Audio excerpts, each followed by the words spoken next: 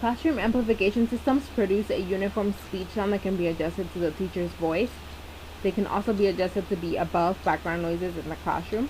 This tool allows students to be able to hear the teacher from whatever part of the room they're in. Here are some pictures of what classroom amplification systems look like. These systems usually come with a loudspeaker, a receiver amplifier, and a wireless microphone. Some systems come with an extra microphone that can be passed around by the students. Classroom amplification systems can be bought in various websites, for example, Amazon.com, Buy.com, and Smart Audio. The price usually ranges from about $500 to about $1,300. Classroom amplification systems were introduced by Claudia Anderson.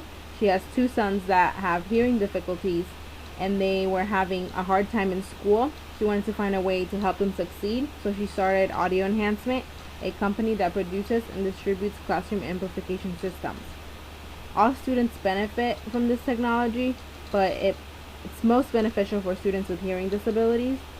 Some characteristics of students that benefit from classroom amplification systems are students that are 15 years old or younger, students that sit in the back of the class since they miss about 30% of what the teacher says, students that are struggling academically, students that are in a noisy classroom environment, students in a team teaching environment, students with soft-spoken teachers, students that are learning disabled, and ELLs. Classroom amplification systems are more effectively used during whole group instruction. They can be used during read-alouds, movie or video watching, as well as lessons and lectures. Teachers should always turn off the microphone when speaking to a student individually, and if there's an extra microphone in the classroom, students should use the microphone as well.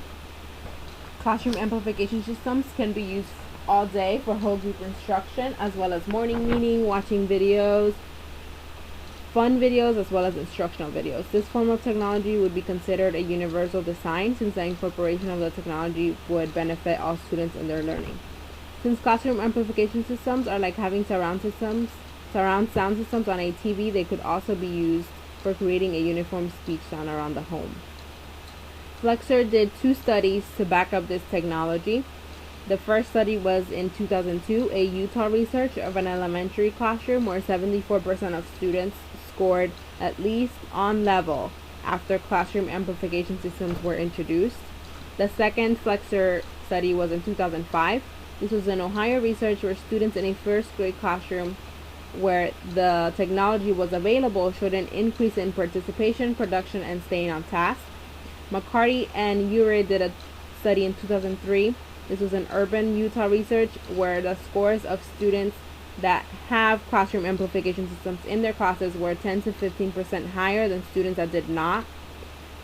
Teachers do not have to raise their voice or tire their voices as much, so this decreases teacher absenteeism where classroom amplification systems are available, and as well as students having equal access to the speech sounds in the classroom.